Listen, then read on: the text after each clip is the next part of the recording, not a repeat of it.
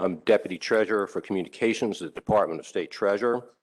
To my right is Julie Havlack with the State Health Plan.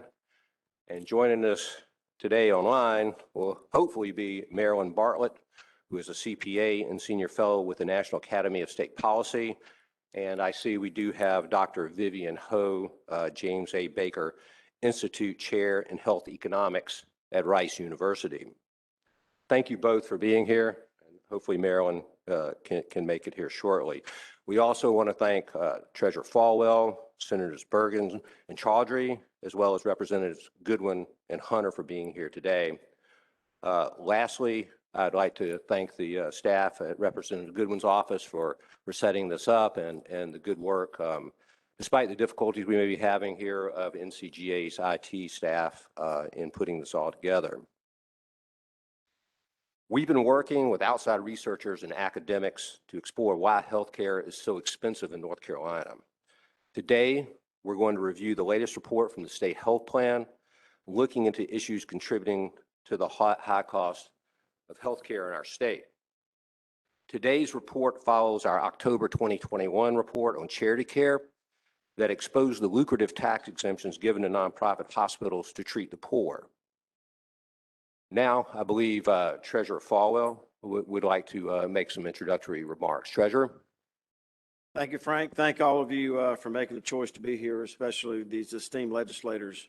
I have been in this building for many years under many different occasions and presented to many different groups. On occasion, I've actually started a meeting by saying, I wish we weren't here. So I'm going to start this meeting by saying, I wish we weren't here. I wish we weren't talking about the high cost of health care, the impact that healthcare surprise billing, medical billing, and out-of-network billing are having on the average citizen of North Carolina. As far as news from the past, this really started over 33 years ago when former Treasurer Harlan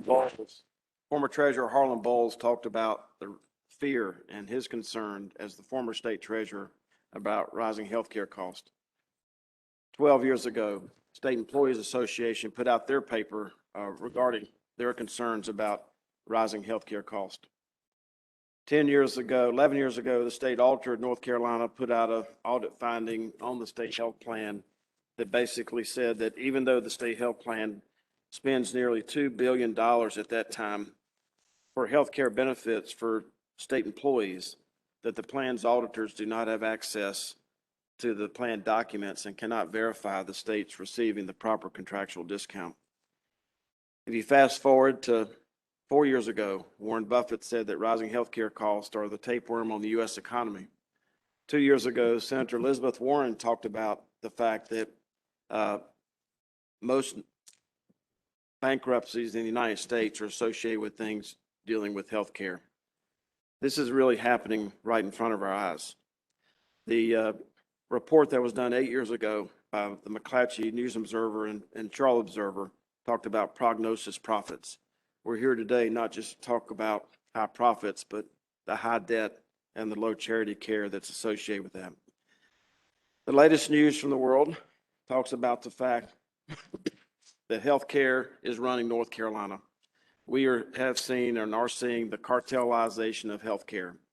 That's a very strong word, except when you go to the Webster's Dictionary, a cartel is defined as an association which is formed to restrict competition or raise prices. Even in our own North Carolina Constitution, under Section 34, perpetuities and monopolies. Perpetuities and monopolies are contrary to the genius of a free state and shall not be allowed. It's been there for quite a long time. So healthcare runs the state, and Wall Street is now in many respects running healthcare, and that includes drug cost. As many of you know, I'm the sole fiduciary of one of the largest pools of public money in the world, which is the state pension plan.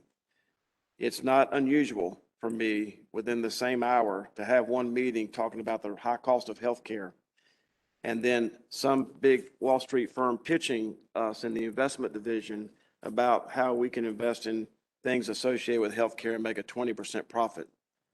Something doesn't add up. In addition to that, we've been attempting over the years to find out what healthcare costs. As you've probably seen from the Wall Street Journal articles, hospitals are hiding the cost of healthcare. even when the former president issued an executive order and the current president, he actually strengthened that executive order, we're still facing this situation. And then most recently, whether it's David Hodges in Charlotte or Monica Liberty in Raleigh, we hear about people being charged different prices for the exact same product. Here's one hospital in Northern California where one procedure can cost between $6,000 and $60,000 for the exact same procedure. If you read deep into this article, it will tell you the reason people are charged different prices is based on what type of insurance card they have. I can't imagine anyone leaving this room, regardless of how you feel about this subject, and if you two people went to the cafeteria downstairs and ordered the exact same thing, two people being charged different prices based on what form of payment you gave, how upset and outraged you would be about that. This is happening every day across North Carolina, especially in the state health plan for those that teach, protect, and otherwise serve. Lastly, why is this important? The reason it's important is that, as many of you know, especially legislators, when I was sworn in, and even currently, we have a $34 billion unfunded healthcare liability in North Carolina. So this is a real situation. And on top of that, we have many of our beginning state employees in rural and urban North Carolina that are having to work 1 week out of every 4 to pay the family premium when they are associated with the largest purchaser of healthcare in North Carolina. And we can do better. And what we're trying to do in the effort to do better is to bring sunshine to this issue. So I appreciate especially the legislators joining us, as well as Marilyn Bartlett and Dr. Ho. And with that, I'll introduce Julie Havlick. Treasurer, a couple more words from me. Okay. Apologize. Thank you, Treasurer. I just want to do what we generally call the run of the show real quick. Julie and the researchers will be providing an overview and leading discussions and managing the questions. After the presentation, Treasurer Falwell and the legislators will have an opportunity to speak, and then we'll take questions from the media that are in the room today and online. When you ask a question, please state your name and media outlet and to whom you're directing the question. If you're online, please use the chat box to ask your question. Thank you all very much. And Julie, you can take over. Thank you, Frank. And thank you everyone so much for your patience in dealing with this. We have somehow managed to have ourselves what I've been told is an unprecedented WebEx event, but we haven't got it figured out. Thank you again for your patience. I'm glad everyone has managed to make it over to the new link.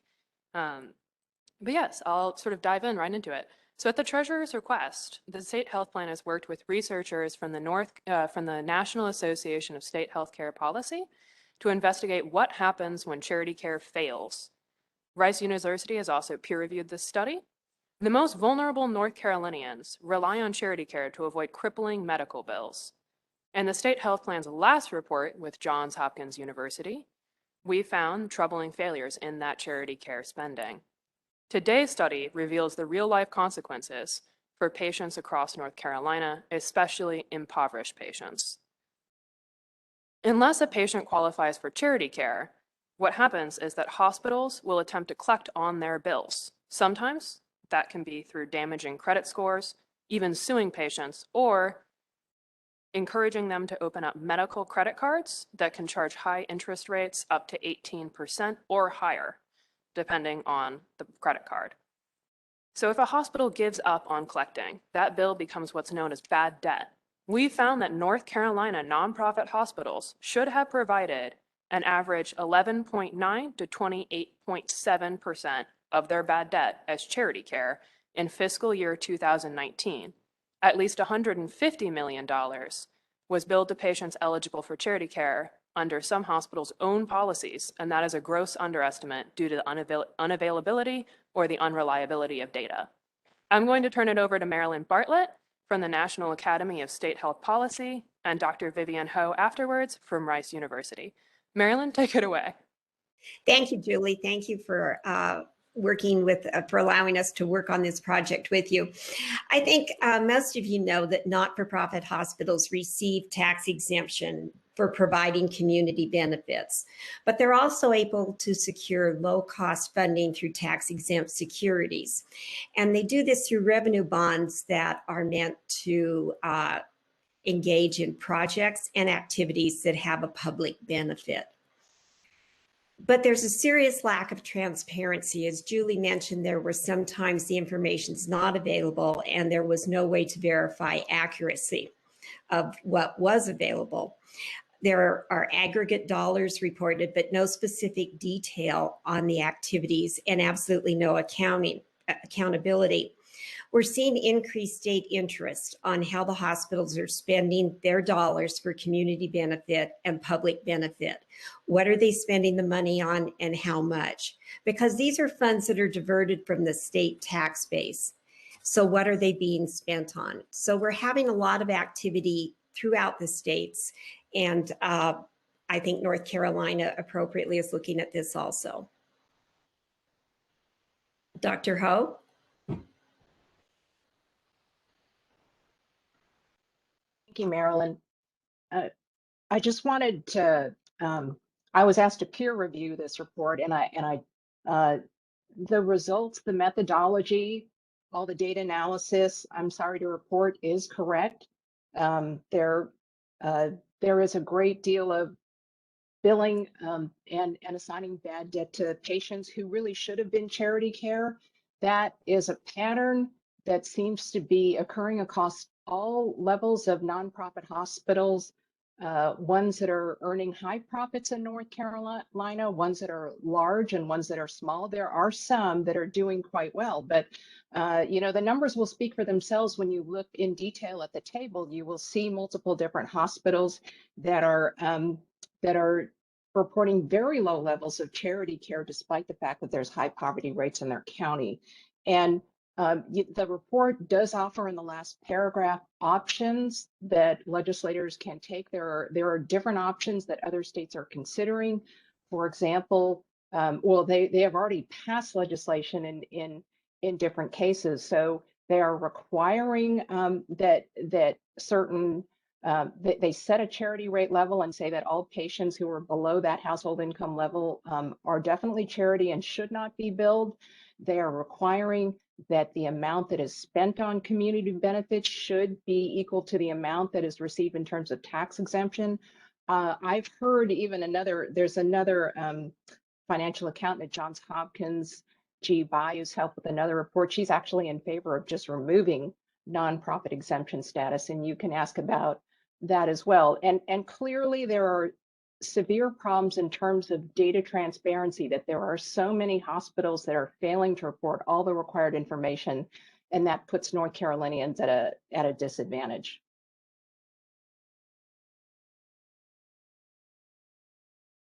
Thank you, Ms. Bartlett and Dr. Ho for those comments. We would like to now open it up to any of the legislators here who may want to say something. Senator Bergen, would you like to start? Or be happy to. First, I want to thank the treasurer for including me in this, and also I want to thank the hospitals too. I know some people might look at this and say, well, you know, you're going after some folks that have been under a terrible strain and what they're dealing with, and I want to thank them. They and their staffs have, I think, done a tremendous job to provide care for the folks in North Carolina, and the hospital business is just it's an unusual business. I served on a not-for-profit hospital board for 15 years, and the finances of not-for-profits and especially hospitals are unique. I think they're some of the most unusual accounting practices because of all the things that come in. But as I thought about this, and as I've talked to the treasurer and other folks that are sitting up here today, I started really looking at not-for-profits and for-profits. And, you know, the for-profits have a board of directors that have a, you know, they have a obligation to their stockholders, but they also have an obligation to the community they serve. But a not-for-profit is really a different animal. We, the public, are the stockholders of a not-for-profit. We give them tax exempt status on their income, on a lot of their taxes that they pay, that they recover sales tax back. And we also give them forgiveness, or they don't pay property taxes. When I was chairman of the Hardin County Commissioners, I started looking at our not-for-profits. 3 of the largest employers in in the state or in the county were not-for-profits. So I said, well, what is that value to those? And what I found out is the tax office hadn't assessed their property. So we really didn't know. So that would be one of the things I think that, and I've already talked to some hospitals. I've had some calls this morning from folks about this. And I told them the three things that I really want to know from everybody is, if you're a not-for-profit, what is the value of your not-for-profit status? What is that value? What's it really worth? What's your total bad debt and what's your charity care? You know, and I think that's not a uncommon question for us to ask. I would be happy, and I think everybody would be happy to have a stakeholder meeting with the hospitals and really dive into this and look at it. I would be happy to have them come to one of our joint health committee meetings. Our first one is going to be in February. I think we've already set the agenda for that. We've got another one in March and another one in April. But I think this really entails some time for all of us to dive in and look at it. I hate the idea that we're telling people that are already in a bad financial state to get a credit card with a high interest rate that's going to make their credit worse. That concerns me. I don't want to do that to people. I think if they are going to use a credit method, there ought to be a 0% interest for a certain number of months and then a very low interest. The idea of taking a poor person and giving them a credit card that has deferred interest, which means interest starts running day one, and then at the end of that time, they actually owe more than they ever started with, and they've been making payments faithfully all along. I don't want to do that to people, especially our state employees, and that the state's barely paying twice. You know, they're funding a lot of these not-for-profits and then doing other things. And then just to finish up, I talked to the Secretary, Cody Kinsley, a lot. I talked to him this morning and just asking about what data can we get, what information is out there. And I think all of us from talking agree that the big problem is we don't have the information. So I think the hospitals are saying, well, we do that. Well, then my challenge to them is show us that you do it. I have a belief that we always need to give people the opportunity to do the right thing. So I'm asking the hospitals and everybody involved in this, let's do the right thing, be very transparent about it, show the public what we're really spending on it. And more than anything else, let's take care of the people that have the biggest need in this state, because I think that's why we're all here. Thank you. Thank you, Senator. Senator Chaudhry, would you like to say something? Yes, thank you, Frank. I first just want to thank Treasurer Falwell for his leadership on this issue, and Marilyn from the National Academy of State Health Policy, and Vivian from the Baker Institute for providing this report. This morning's report from Treasurer Falwell and Rice University's Baker Institute highlights the challenges that so many North Carolinians are facing, especially low-income minority and rural citizens that are facing regarding medical debt. And as Senator Bergen mentioned, I should also say from the outset that I want to recognize the work of our hospitals in helping so many citizens during this pandemic. Without a doubt, hospitals are on the front line to making sure that we heal our patients and get our economy back to normal. But that being said, during this pandemic, too many of our citizens confront the real issue of medical debt. That's due to premiums and deductibles for North Carolinians that are among the highest and most expensive in the country. But that's also due to some hospitals, certainly not all hospitals, that aggressively pursue patients for collections for often small overdue bills. In some instances, as the Treasurer's report points out, we've witnessed hospitals encourage citizens to open up medical credit cards, charging interest rates as high as 11.25% after the first year. And such aggressive practices have real consequences on our citizens in many ways. First, compared to other types of consumer debt, such as credit card debt, as Treasurer Falwell mentioned, medical debt is the most likely kind of debt to lead North Carolinians to bankruptcy. Today, 1 in 5 North Carolinians have medical debt. 20% of Americans also have one medical debt on their credit card. In our state, no North Carolinian should ever become financially ruined or become bankrupt because he or she was fighting an illness or injury. Second, medical debt discourages citizens from seeking critical health care. Last year, a Stanford study found that citizens saddled with medical debt are less likely to seek health care. As a Stanford economist said, this research tells us that if you relieve some of the financial burden from low-income people with medical debt, you really see large increases in health care use and care that is of high value. All of this is really important for improving health and outcomes, which is a mission and purpose that is shared by Treasurer Falwell. And lastly, medical debt disproportionately falls upon rural and low income and minority families, as this report points out. I should also add that after the death of George Floyd, the American Hospital Association called for, quote, the hard but necessary work to make fundamental change and address our society's inequity.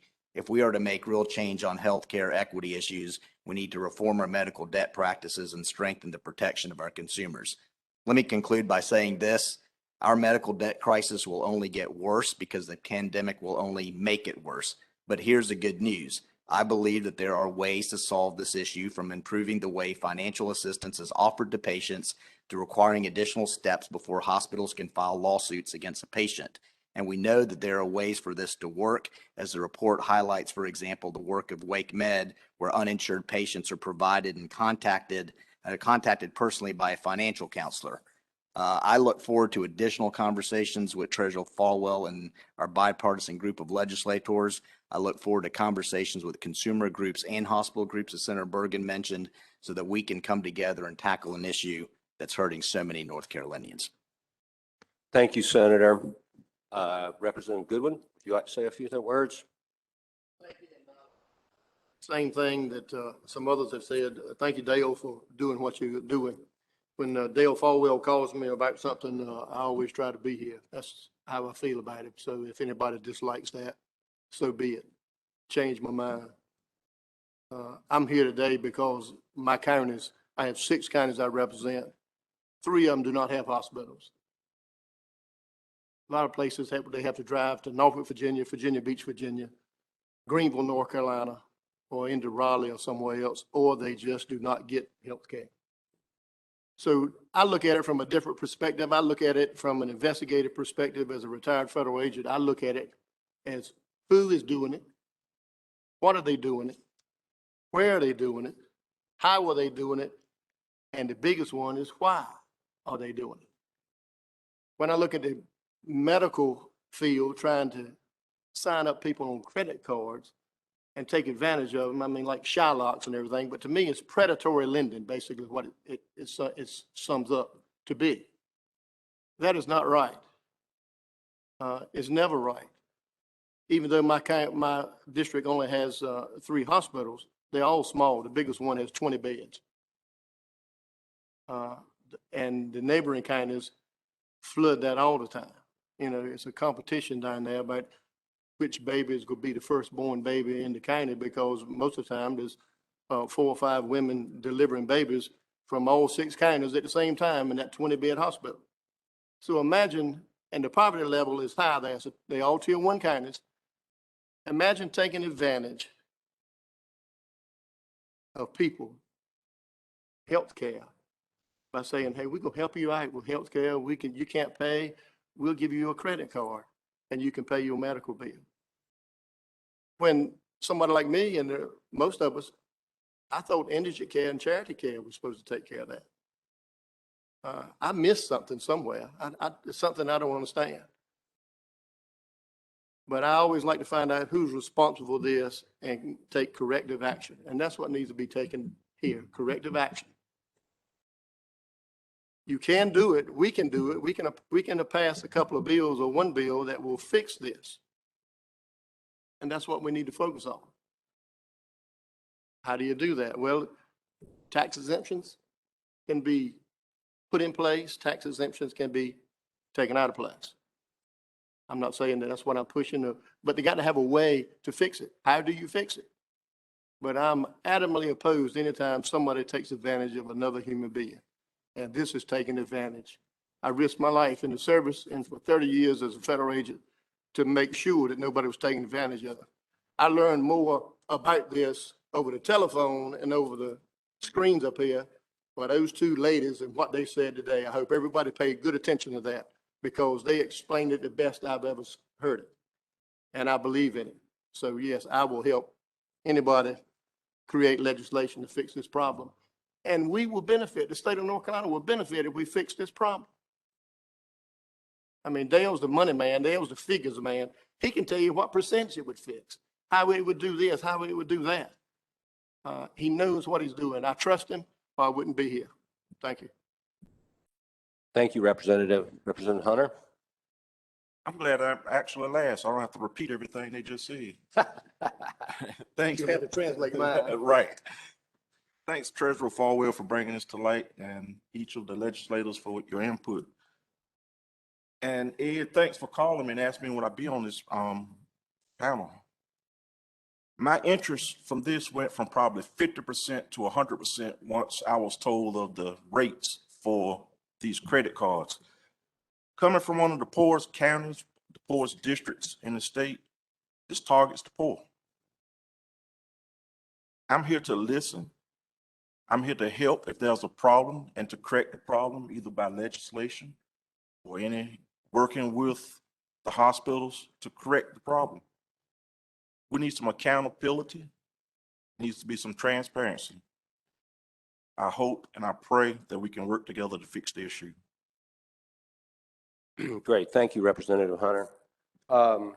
Julie, are we ready to take questions from the media? Yeah, Excuse me, Treasurer? Many have mentioned about the institutions that offer health care. As many of you know, in March of 20, I had a very small percent chance of ever sitting here again, based on being one of the early contractors of COVID. This is not about the people who actually do the work of healthcare. The people who squeezed my hand, who got me through ICU with a blood ox level of 84 while I was consuming 8 liters of oxygen. It's not about those people. This is about the multi-million-dollar executives who run these multi-billion-dollar corporations that disguise themselves as nonprofits. That's what this is about. I'm just reminded as I heard some of the remarks earlier about what this would do. Our responsibility to State Treasurer's Office is to run the largest plan in North Carolina. We are the largest purchaser of healthcare and pharmaceutical benefits. And with everything that you've heard recently from Senator Bernie Sanders to others, and Senator Chargy has worked on this about high drug costs.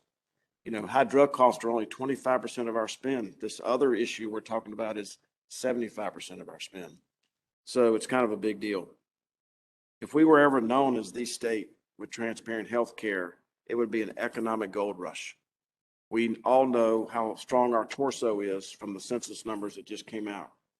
But when I talk about an economic gold rush, I'm talking about the legs, the arms, the fingers, and the toes of our state, rural North Carolina especially. And this has an opportunity to be a big deal. I also want to say that there's always this talk about, taking a meeting, or they won't take a meeting. Our door, our mind, and our heart has been open on this topic for over 4 years. But when someone sits in your conference room, puts their finger in your face in front of 12 different people and says, "You're not our customer," show me one contract that the state health plan has with us. Our contract's with Blue Cross Blue Shield, even though we pay for all this. That's where the breakdown begins. And when we talk about cartel-like activities, let's be very clear. They control the supply. They control the access, and you control the access by not making it affordable. So that's how all this ticks and ties. And this is not just hospitals, but it's also drug companies, and it's also insurance companies. They're all part of this whole cartel that is the largest risk of my lifetime to lower and fixed income people of our state. And this is really happening right in front of our eyes. Some of you lived during the 60s like I did. And if you lived during that period, you'll come to realize that the positive things that happened during the 60s were not the result of lawmakers, no disrespect. They were the result of music. People changing the music about how people felt about this subject. Everyone knows that something's wrong. Everyone knows that something's wrong. And now we have cases like in Western North Carolina where Wallace and Graham Law Firm has filed a class action, a lawsuit, here it is right here, that talks about just in the last 2 years what's happening in Western North Carolina west of I-77 and what's happening east of here. This is really happening right in front of our eyes, and I appreciate the opportunity to bring this before you and talk about these subjects. There is a real opportunity There's been a lot of talk over the last few minutes about the credit card. I will admit to this group and everybody on the web that I'm currently in collections. I'm in collections on purpose because I want to see exactly what a person goes through when they don't pay their medical bill. I have the ability to pay that medical bill, but I purposely have been paying a little bit along just to see what happens to the average person. I think as Representative Julie Van Hyfen, who this morning talked about, you really can't figure out what's going on in these classrooms until you get in there and as a substitute teacher. You can't really figure out what's happening to the average citizen in our state until you put your own self in collections to see how you're treated. This is not just about the credit card. These credit scores determine what our citizens pay for this. They determine what they pay for basic liability insurance to get them to and from work. They determine, obviously, whether you get the benefit of the doubt in renting a house or an apartment.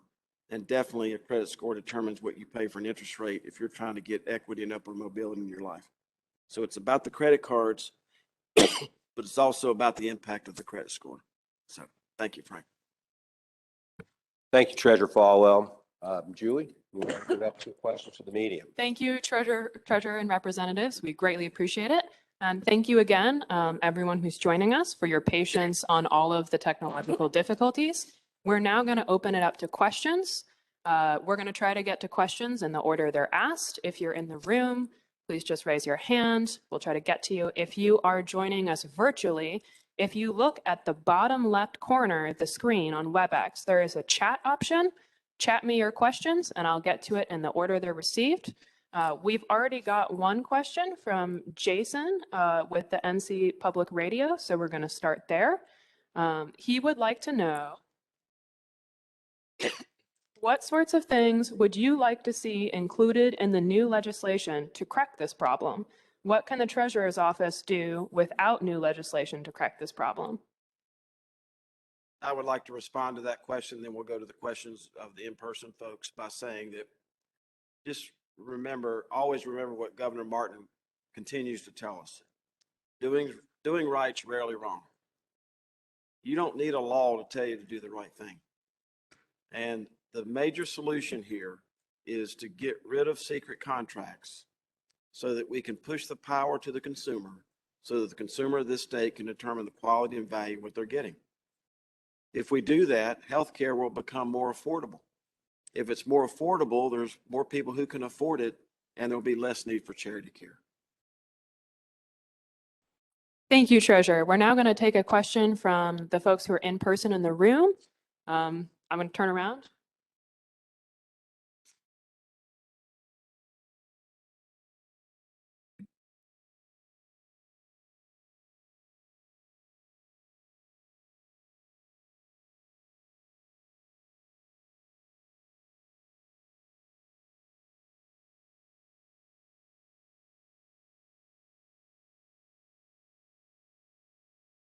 I would say that currently that no one is overseeing this.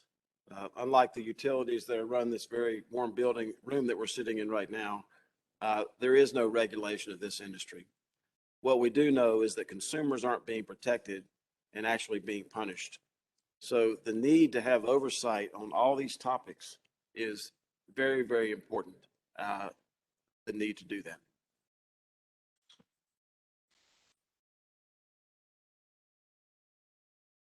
The question is, who should be in charge of that? And that's something that needs to be considered. This is as important as the regulation of natural gas. It's as important as the regulation of utilities. It's as important as anything else in this state that's being regulated, because healthcare is driving the state and Wall Street's driving healthcare. I would also like to direct that question to Marilyn Bartlett with the National Academy of State Health Policy. She's an expert as well on what other states have done. Marilyn, is there anything you'd like to add? Marilyn, you're muted. Sorry about that. We didn't hear the question. Sorry about that. It was one of the reporters was asking what can be done in terms of increasing accountability. Great, thank you. What we're finding oversight.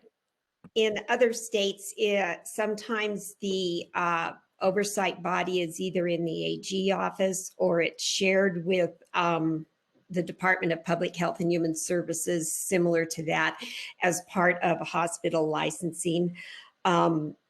We can see some enforcement or regulatory there, but anything that you do input or put in place, it is good to have the regulatory teeth in it. One of the things we've looked at is that the Schedule H reporting for the 990 form that hospitals have to submit if they are tax exempt does have Schedule H to report community benefits, but it's reported in the aggregate amount by about 7 classifications. However, the instructions do say that the hospital is to either use worksheets or to use their own accounting system and keep all those records. So those aren't available to the public. And so that's not available now, but that's something that could be there. But we do see with states that they do place the oversight of this in a particular agency. Thank you, Marilyn. And now we're going to go to one online before going back into the room. From David Hodges, some hospitals reported billing $0 for patients eligible for charity care. However, most of them do not have to report detailed financials. How much stock can you put in these hospitals' claims, and how significant is it that there is transparency on this issue? For the detailed portion, Marilyn or Vivian, would you like to answer this, or shall I? I can just jump in and then ask Vivian to wrap it up because it carries on with what I was talking about before. There isn't transparency. If there was transparency, you would know the exact dollar amount and you would know exactly what it was spent on.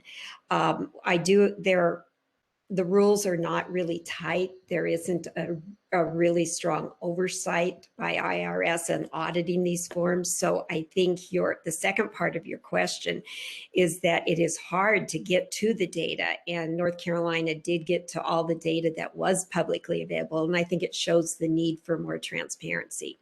Vivian, what are your thoughts?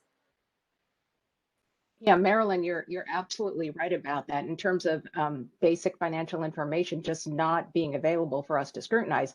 And I'll just point it out again, when you look at these hospitals and the report that the treasurer has just released, you can see that these $0 are for hospitals in counties that have relatively high poverty rates. So it's not the case that there are no charity patients around to treat. There are plenty of them, and they're just not receiving that care.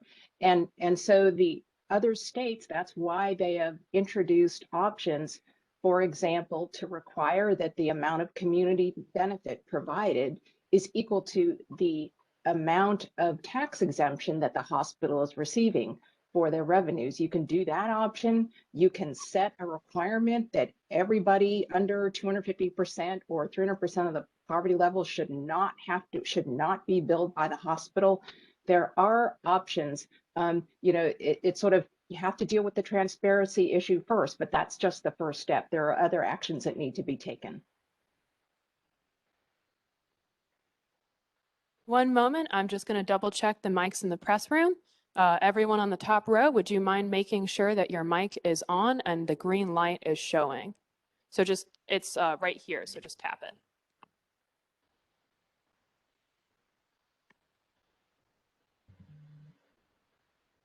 So we just want to make sure the sound is clear. Thanks so much. Perfect. So the next question, Laura Leslie in the room.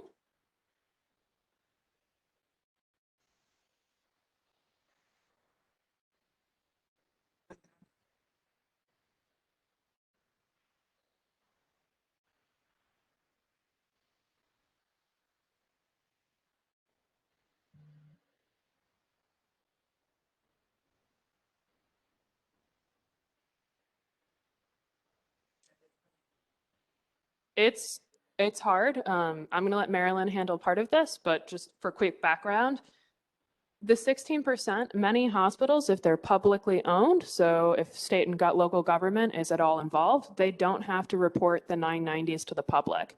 All they have to do is report them to NC DHHS and the feds.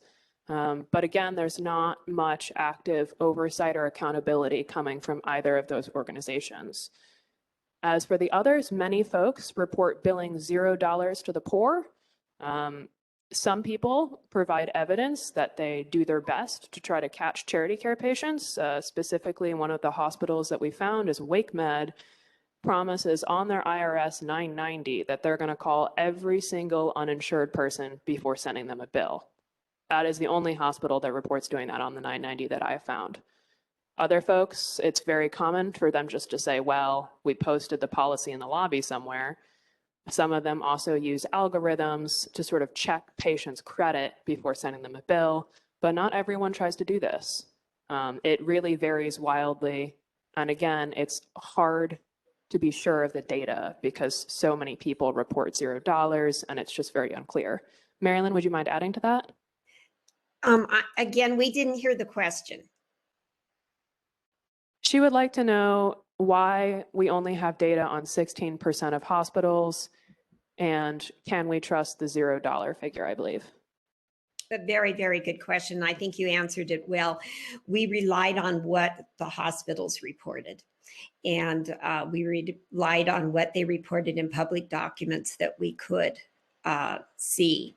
And so I think it does point again to the need for transparency. I think it does give you a somewhat, general overview picture from those that did report, but it is missing data that was not reported. Vivian, did you have any comments? Just to repeat, the $0 can't be accurate because those $0 are being reported by hospitals in counties with relatively high poverty rates. Thanks, Vivian. Julie. Treasurer?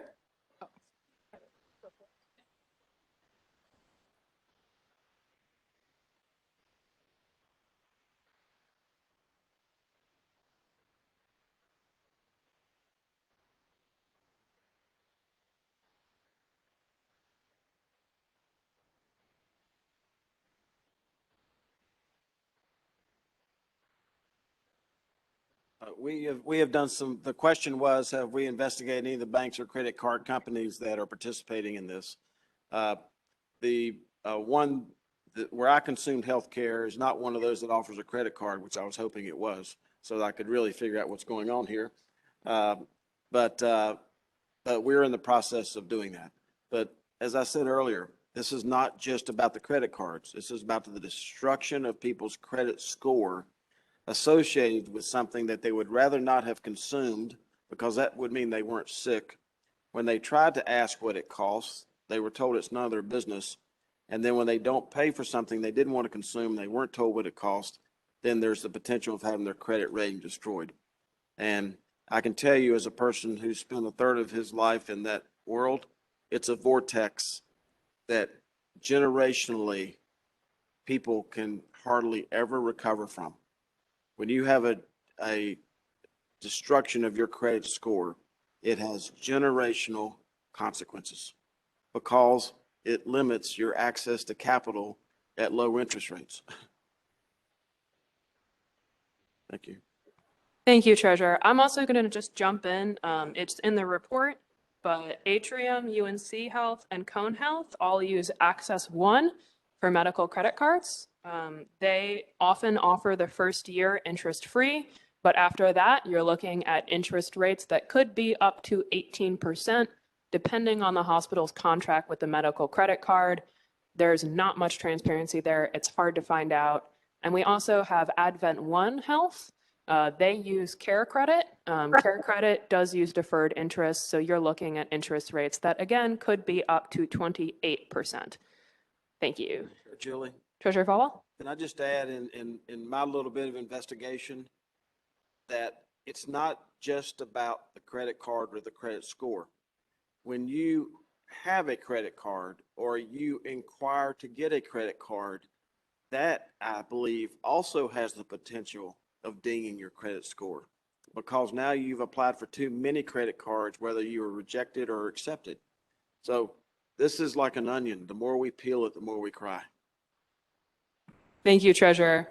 Also, some of them run what's called, I've been told by Jennifer Bosco of the National Consumer Law Center. She's happy to take any follow-up questions. She's not on the call right now, but you can also call her. She told me that also some companies run soft credit checks, which means that they are using your billing codes to see if you can pay it. That would tell them a lot about your private health information, including if you had cancer or any sort of other diseases.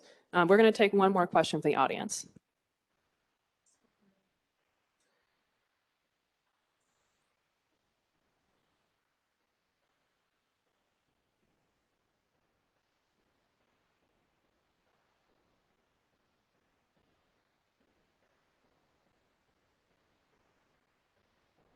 Yes. Does Howard need to interpret that? Can you interpret? Interpret that one word answer. I thought I had it on. I think Representative Goodwin said we would probably look at it in the short session.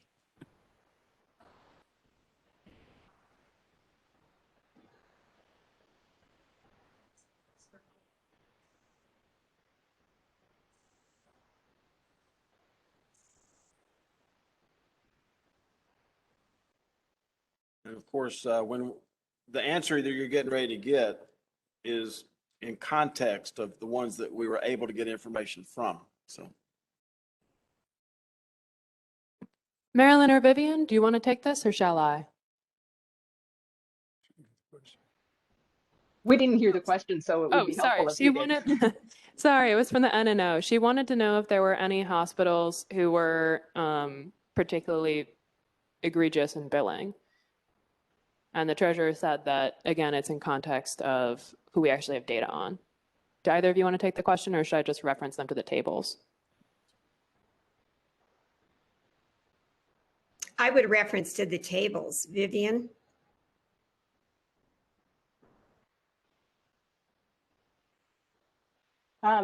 Yeah, what you can do is the nice thing about the tables is they rank according to the criteria. So you see for, table 1, the hospitals with the highest percentage of bad debt eligible for charity care, UNC Rockingham. It's a relatively small hospital, but, it's reporting a profit margin of 2.5% and only 1% of expenses is spent on charity care.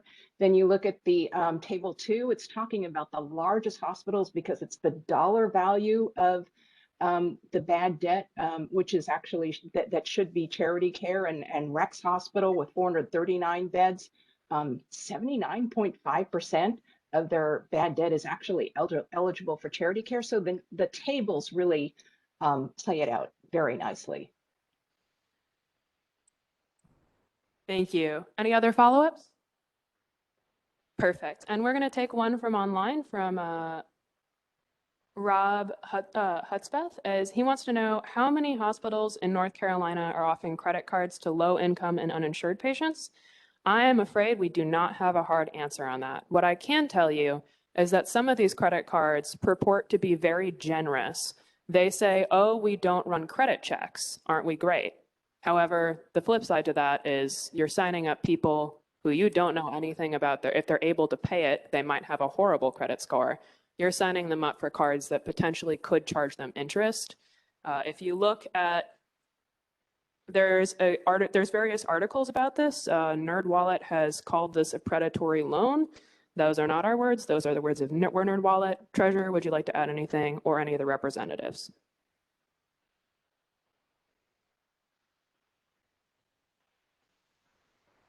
All right, we're good. Okay, so anyone else in the room?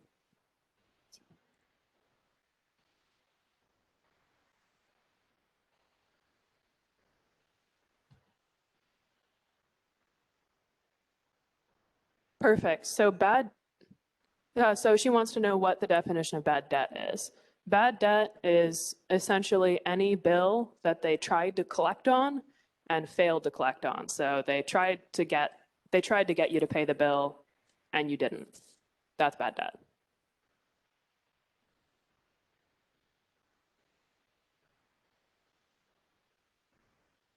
Great question. She wants to know how hospitals decide who's eligible for charity care. If you flip to the appendix in the back, you're going to see a bunch of 200%. That is a percent of the federal poverty level. That essentially means that they are capping eligibility for charity care at double the poverty level. So you're talking about $28,000 for a single person in 2019 and about $50,000 for a family of 4. And that's sometimes for free care. Some hospitals will also have a sliding scale where they'll be a little bit more generous. If you make 300% of the federal poverty level, they might give you a discount. Treasurer, have anything to say? Julie, I want to give the legislators a last opportunity of asking any question or making any comments, because I know they have other scheduled at 12 o'clock. So